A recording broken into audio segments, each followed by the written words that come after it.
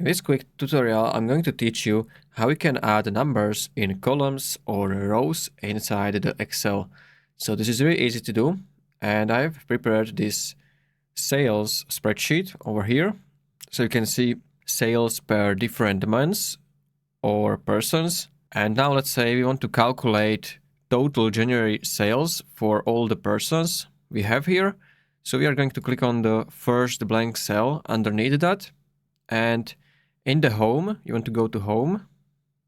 Then you want to find AutoSum over here on the right side, and you just want to click on it, or you can also use shortcut Alt key plus equals. So this is going to do the same, and this is going to create this sum formula, and it's also automatically selected all the cells with the numbers.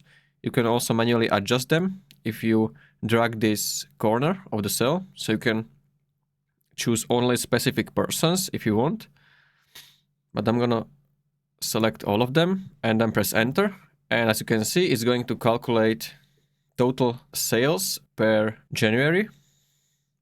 And if you want to apply this formula for all other columns, you can just drag this corner of the cell. So you'll see this black plus and just drag it like this, and this is going to apply formula to on all columns. Now it works same for the rows, so I'm gonna click on the empty cell next to the row which I want to calculate. So this is going to calculate Liam's total sales per whole year.